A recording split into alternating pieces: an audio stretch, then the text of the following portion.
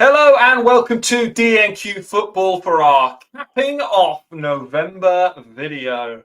We are now, of course, into December, the final month of the calendar year, and no more international breaks of 2023. Certainly from a FIFA window perspective, we're all done.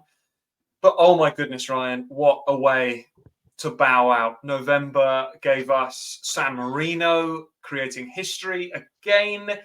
AFC World Cup qualifiers, CAF World Cup qualifiers, of course, Euros, which were only okay, Brazil losing some games in CONMEBOL, and of course, as we've touched on a lot on the channel recently, the Pacific Games as well. A whirlwind. Where around the globe would you like to start? Where do we start, mate? Where do we start? What a delectable medley of footballing splendour. Should we pop an appreciation pill before we get going? We should. I knew that was coming. What flavour have we got today?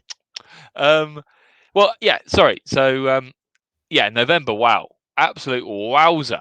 And give yourself, if you're watching this right now, give yourself a pat on the back, because there was every chance that if you're watching this, you probably watched one of our videos over November, and we got more views in November than we ever have. Well, actually, no, this is a lie, because we have had in March 22, we got a load of views, didn't we?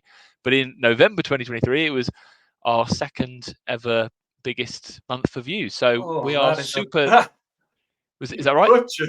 Butchered it. That. Absolutely second ever most many views. But he's absolutely right. Sorry, but no, yeah. The point was, my friend, I was actually throwing back to the viewer to say thank you. We really, really appreciate it. So if you could drop a like on this video, subscribe and comment if you're new. So November was fantastic. We did a lot. You did a lot on the channel, and it was great. But as we've said before, it feels like we can be more regular with videos and content when the content smashes you in the face like November 2023 did. Where to start, I'm not sure. I think I'm just going to throw off the bat, though, that we're doing our little kind of capping it off it, but we're not blessed with an abundance of time like we normally are. So we may skirt over a few things. We might just focus on a few other things, because you are off on another little jaunt towards the tail end of this week, aren't you? So we wanted to get this done. Indeed. Make sure that we're cool, mate. Where do you actually want to start? Should we start, mate, actually with African World Cup qualification, because I would say that probably is something that, not that we neglected it on the channel. I mean, you were super regular across Twitter or X. What do we call it? X? Let's just call it Twitter and just live in nostalgia. Yeah, let's do it.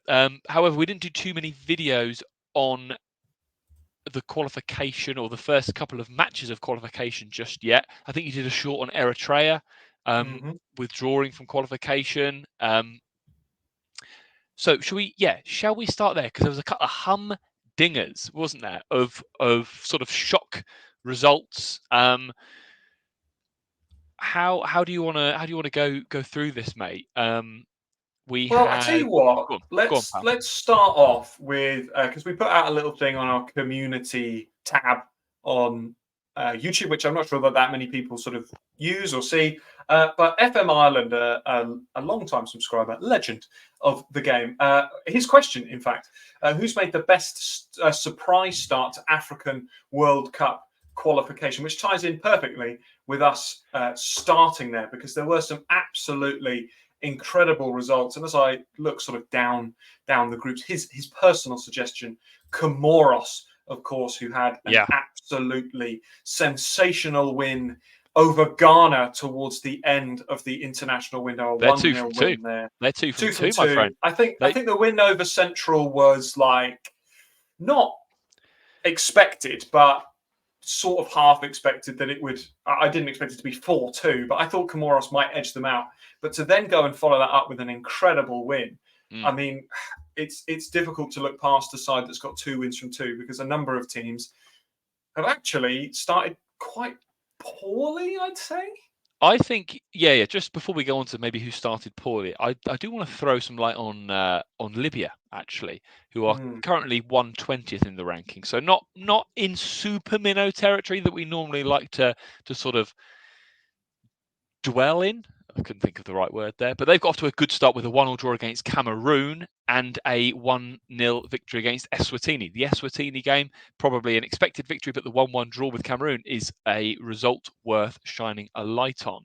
I would say, though, I don't know, actually, mate. That's probably those two. I'd say Libya and Comoros. Comoros really, really stands out. I'm sorry, mate. I've not done enough prep that I'd want to do for this call. I'm actually scrolling through the groups now to see if any other names jump out.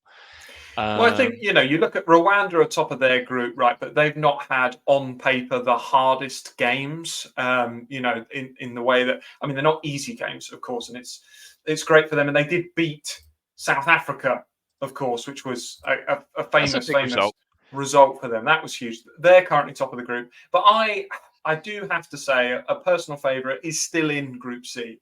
And I really love Lesotho's start to the campaign. They've not started the best out of the Minnow Nation sides, but the fact that they got a draw against Benin after going away to Nigeria and getting a 1-1 draw, I think that's just the absolute beauty of African football, to be honest. The fact that you can't ever accurately predict what an outcome of a match is going to be, particularly in World Cup qualification, particularly in AFCON qualification. And that's why I've actually just given up putting these games on my international accumulators, to be honest, because I never... They just cannot be called. Mate, they're so funny, though, because Lesotho, I was just looking at that then. Great couple of results. 1-1 in Nigeria, 0-0 at home to Benin, as you just said. They then had a friendly 2 days later away to Liberia, where they lost 6-1. I mean, make that make sense. Explain that, my friend. Explain that. No, I like the Rwanda shout. That's a great one. They're 1-3-3 in the rankings as well, by the way. So it's not like they're a top 100 team. They are. They're punching well above their weight with that 2-0 victory at home to South Africa, and Shuti and Nagusha with the goals. So they've got off to a cracker. So out of those, so in response to FM Ireland's wonderful question, we're saying what we say, mate. Comoros, Rwanda. We are saying Lesotho, even though it's a couple of draws, and then we're also shining a spotlight on Libya. And probably another one to chuck in would be Sudan. They've also started off with 4 points, which is pretty incredible. Second in their group at the moment, a draw with Togo, but then a win over DR Congo, which is absolutely massive for Sudan. And especially when you look at the fact that they're games that are June of next year, which is the next window for these matches to be played. They play Mauritania and South Sudan. So potentially 2 more wins there, and they'd all of a sudden find themselves on 10 points from 4 games. Not saying that will happen, but they could definitely be in that playoff spot, which would be kind of crazy. Mauritania is not easy, but I would fancy them to do something in the South Sudan derby match. Who do we think in African qualification has got off to the poorest start there? Just to flip FM Ireland's question on its head.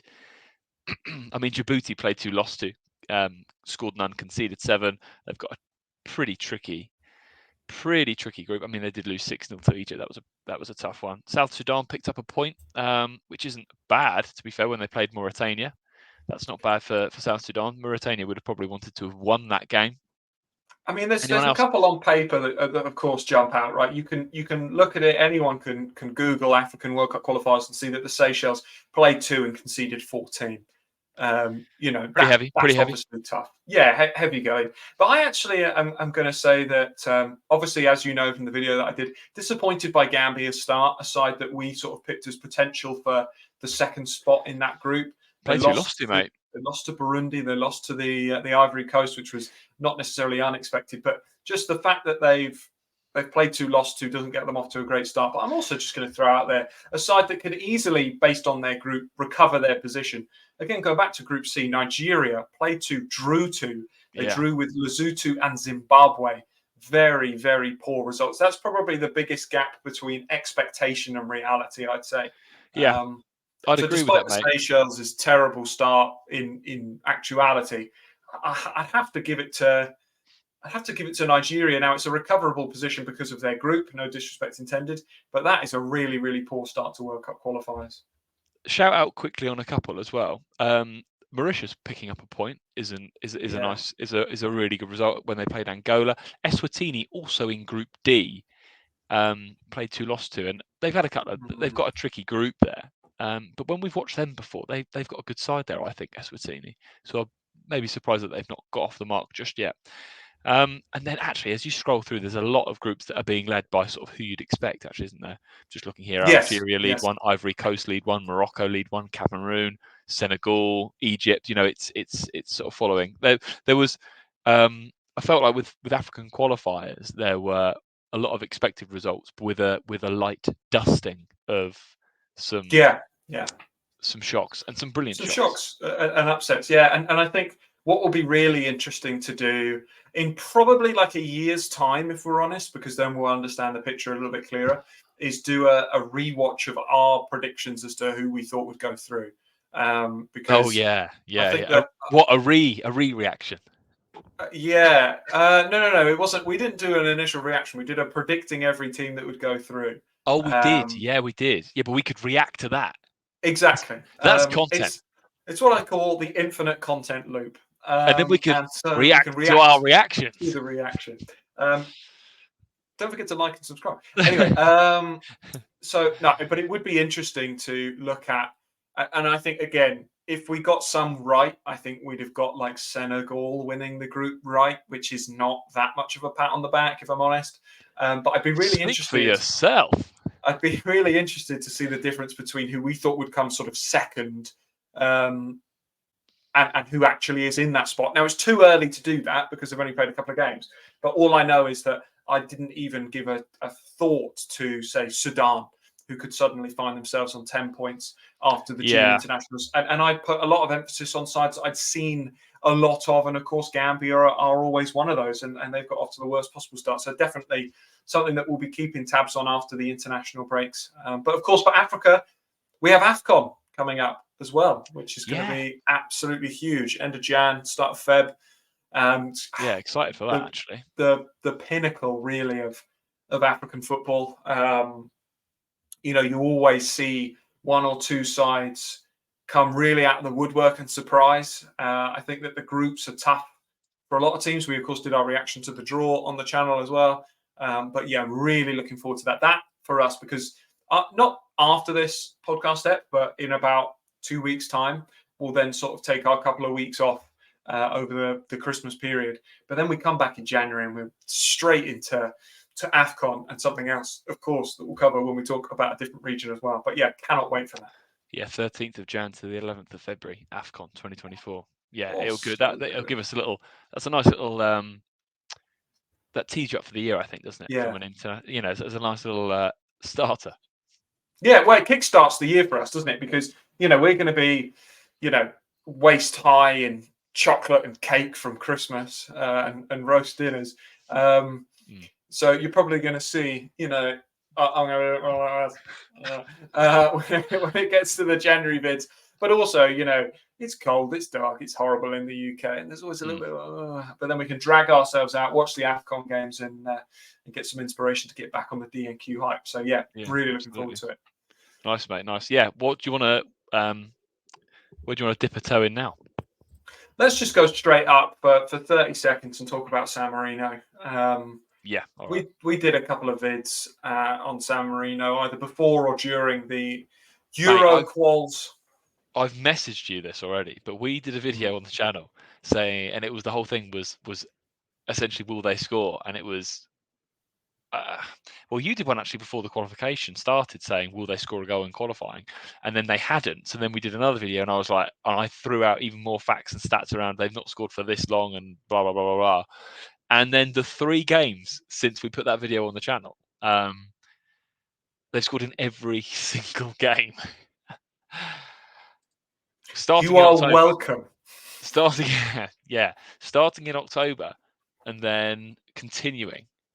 I'm just dragging these results up now. The 2-1, because it was, wasn't it? It was the 2-1 loss to Denmark, which was brilliant. Then but that one at home, right? They lost 2-1 in 2 home games to Denmark and Finland.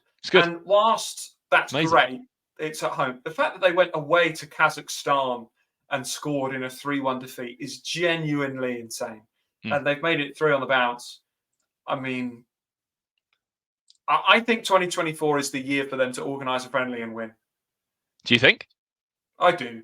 I don't see why they wouldn't. I mean, they played Seychelles and didn't beat them, and they played St. Lucia twice and didn't beat them. Why don't they just play against someone just a little bit lower? Just a little bit lower in the rank. Like, look at St. Lucia now, by the way, and you realise that they're pretty decent. Did very good in That's a good Nations point, League. actually. That's a really good point, actually. Yeah. But it's like, why don't that? And I'm going to obviously disrespect someone else here. I'm just trying to think of someone low in the rankings, but not crazy low. Like, obviously, they would beat BVI, Texas Science. What about Bahamas? A team like that. What about, I'd love to see a tight game against, say, Puerto Rico. They did well in Nations League B, but they're not incredible. I'd just love to see them play a few more friendlies. That would be a good game. I think Puerto Rico might come out on top in that one, actually. Yeah, but that would be a good game. Yeah, it would. God, that would be a cool game. Belize. What about Belize? That would be 0-0. That's got 0-0 written all over it, that game. Yeah. No, that's got 0-0 written all over it. I'm just having to scroll down on the rankings now because I love this game. Who could San Marino beat? Oh my God, let's talk about the rankings. Dang. Yeah, I mean, that sweet segue. Yeah, because San Marino now are back down in 210. So, sorry, props to them. Made history with their 3 consecutive matches where they scored.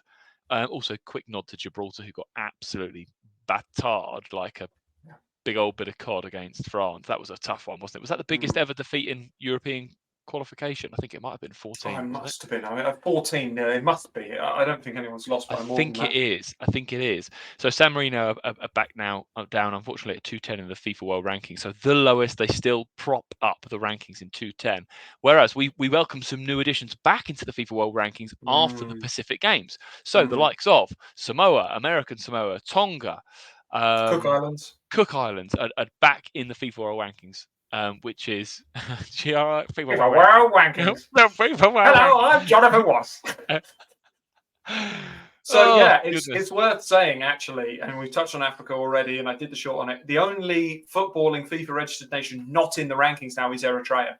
Yeah, they are the only team still in it, because there is, of course, 211 FIFA registered nations. San Marino back down in 210 now. Anguilla, USVI, BVI, Turks and Caicos Islands, all in a neat row there. The sides that we spoke about in our CONCACAF round 1 preview. But yeah, some additions back in. The first one in terms of ranking order being Tonga, who have come in at 196. I think it's a tad high. It's high. I'm not super against it because it's still low. I mean, realistically, they would be. I mean, these 3 nations that you're speaking about, American Samoa, Samoa, and Tonga, with the exception of Samoa, are probably the worst. So American Samoa and Tonga are probably the worst teams in the world in terms of FIFA registered nations. Yeah, it would be. Come on, man. Yeah, it would Tonga be 190. But I know what you mean, because it says because it's 190. Yeah, it's fine, isn't it? Then let's talk about American Samoa and Samoa. Samoa first, back in at 187, and they had a good Pacific Games, didn't they? For anyone that's been following on the channel, they only lost 1-0 to the Solomon Islands, who came second with the silver medal in the end, lost in the final to New Caledonia. They lost 1-0 to them. They beat American Samoa 10-0. They then beat. Oh, help me out here. Beat Tuvalu and then went through. Talk to me about this. The placement matches on that one. You've thrown to me Samoa's placement matches where they beat the Cook Islands in a 3-0 walkover. That was in their final game. But yeah, they came second in their group, so they'd have played Tahiti and lost. I can't remember all the placement matches. They played. Yeah, you're right. Their 5th to 8th placement. They lost, but they only lost 2-1 to Tahiti, and that was. I did get it right, did I? Yeah, and that was an 88th minute winner by Tahiti. So again, an even game. So Samoa have come back on the football scene, and have actually. You think, wow, okay, they're far better than I thought they'd be. So they've come in at 187. Fine, one place below them in 188th spot, which is, let's try and get your maths right, which is 22 spaces higher than San Marino. Yep, that's correct. Maths was good. 22 spots higher than was American Samoa. And American Samoa lost as we've already said, 10-0 to Samoa. They lost 11-0 to the Solomon Islands. They then went and lost 4-0 to the Northern Mariana Islands, who have never beaten a FIFA-registered nation before. Correct me if I'm wrong there, mate. Then They've in their they've final... never beaten an OFC nation. Right, I okay. don't know if they've beaten Guam. Would be my only potential. Oh, But yeah, that's a shout. They might have basically done. they are not a FIFA nation. They're an AFC accredited nation, not FIFA registered, not in the rankings. They are not good at all. They obviously really struggle. In like Northern Mariana Islands lost 10-0, 6-0, or 10-0, 5-0 in their own group, and then went and beat American Samoa. American Samoa, just the worst. Well, they came bottom. Yeah, because then in the final game, the 11th and 12th place playoff, Tonga then beat American Samoa 6-2. So they conceded 31. They conceded 31 in 4 matches. Sorry, I shouldn't laugh. Because it's great to see American Samoa back on the international football stage after about 4 or 5 years. It's really great. But for them to just hop, skip, and a jump back in at 188th after a tricky little tournament at the Pacific Games, they're higher than like Mongolia and Laos. They're higher than Pakistan. Dude, they're higher than Aruba. Oh, yeah. Aruba, who are promoted back now to Nations League B, and are, a Nations League B, C side between the two. I think a Nations League B. I quite like Aruba, but how can they lose 6-2 to Tonga and be reinstated 8 places above them? I don't know. They've just picked a number, haven't they? It will be done off of. I don't know how that they've kept that. How can it be done? Because it's all done on like the point scoring stuff, isn't it? So there will be like they would have accrued points a number of years ago or something that would have. But they lost to the Solomon Islands. They lost to Samoa. They lost to Tonga. Those are 3 FIFA-registered defeats to FIFA-registered nations, and they've come in at 188 in the FIFA World Rankings. Yeah, absolutely mad. And that's actually the lowest they've been for a long time. Sort of, if I they were 192 in 2020, 2019, but before that, you scroll a little bit, and I'm looking. I can see a 167 here in 2015. What happened then? 2015, 167. God knows how many teams were either not playing at that point. I mean, to consider the fact that in 2014 they were 200th, and in 2015 167. I really don't know what happened. I mean, realistically, we need to see American Samoa versus San Marino. Yeah, I think that's the only way we can really, really put this argument to bed. Would you say, because I remember a tweet, this is before the November international break, Paul Watson tweeted out about the lowest ranked teams, the lowest ranked 32, and if they should do a World Cup. Yes, it was a good tweet. It was, and something that a lot of people yearn for. Do you think that now we've got American Samoa, Tonga, Cook Islands, all of these teams, do you think it's now perfectly poised for something like this? You need because you've got a better like geo split now. Like you've got more from all regions. So yeah. Oh man, I'm always keen for that. So when I win the lottery, I will. I look forward to spending it all to host one version of this tournament. With those, it's good to see those nations back in the ranking. We sort of, the number that they've entered is somewhat interesting. But it's great to have them back, and it's great to have them back playing games, of course. Now, we started talking about San Marino. Anything else you want to talk about in Europe? I don't really know what else went on. Europe's not that fruitful outside of Nations League. Moldova came close. Going to potentially do a whole video on how Luxembourg can still make Euro qualification through the knockout stages. Europe's Europe. It's kind of boring. Not as good as some of the other regions. But I think one thing to kind of touch on as we drifted slightly into OFC, Matt's attack's question to us for the podcast, what nation we'd like to manage to get to a World Cup. And I think you have to dice it with a little bit of realism as to who could potentially get there, because obviously San Marino would be amazing. But Do you think it would be one of those OFC sides that's guaranteed to get the 0.5 place? Yeah, I think so. I think so. Whether that's PNG or Solomon Islands, maybe or Newcal, actually, maybe one of those three. Or actually, oh goodness, I quite like all of Any them. of them? Actually. Yeah, Any of yeah, them? yeah. Any Yeah. of them actually. Yeah, I was just thinking about. I was going to say Solomon Islands as the team that I prefer, and then I thought actually I like PNG, and then I quite like this Newcal team at the moment, what they're doing, and then well, actually we quite like Fiji just because we chat to Timo every now and again, and Mm, yeah, we just quite like what they're doing there. So I'd say any OFC nation actually, and I quite like the fact that you will have one of them that will end up in an interconfed playoff spot. So we'll, yeah. in Yeah. theory, only be a match or two away from potentially being there. So yeah, I think that's where I'd go with that one, my friend. Yeah, I agree. The only thing I'm going to add into that and nicely transition us across to the CONCACAF region, and a side that I have already mentioned when talking about San Marino, St. Lucia. I mean, what a vein of form they are in with their campaign. Also, Guyana, worth touching on as well, promoted to Nations League A, which is Yeah, absolutely huge for them.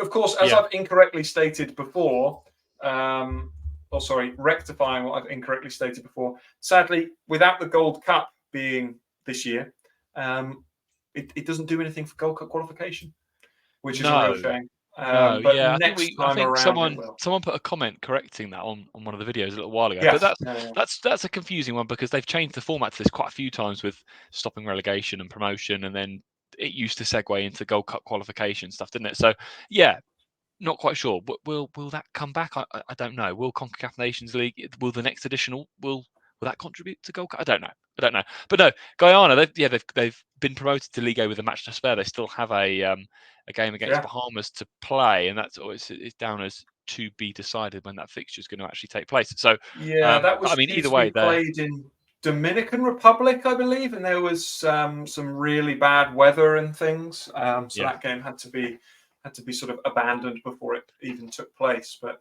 yeah, like you say, promoted with a game to spare, 5 games, 5 wins, 20 goals scored. Mhm.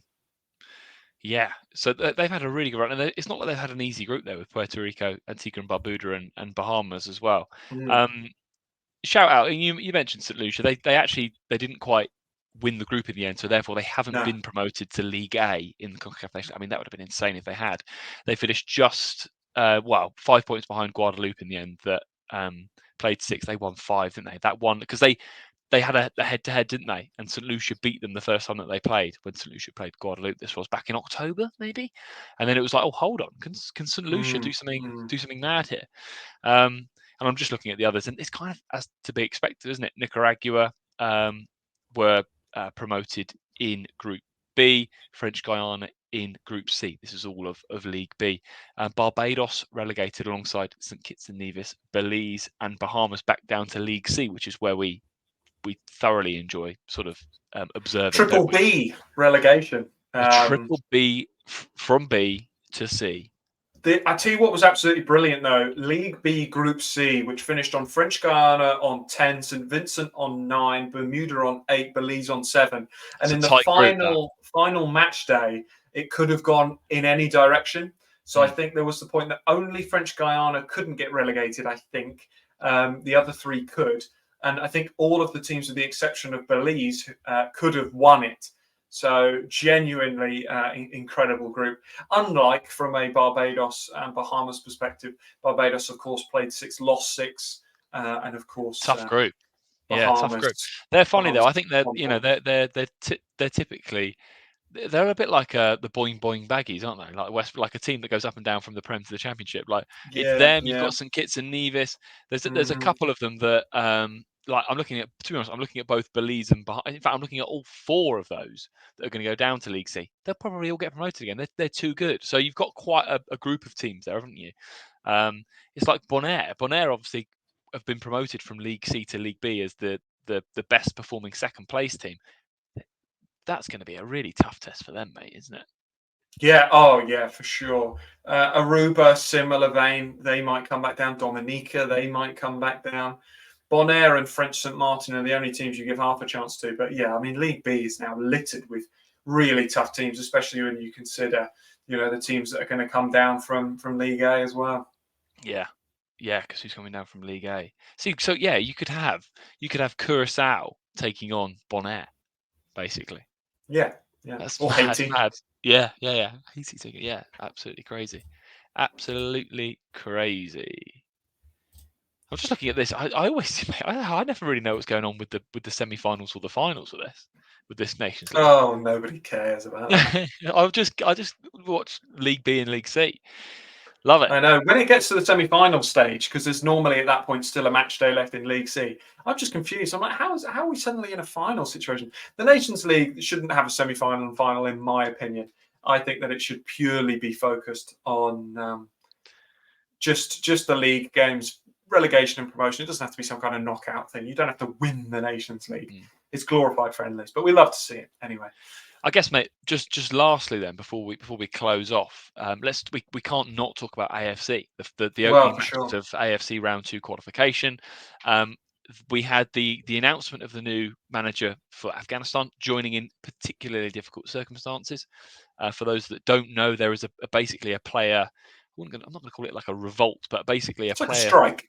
a striking due to perceived. Corruption. I'm trying to think of okay, fine, potential corruption basically in the Afghanistan FA.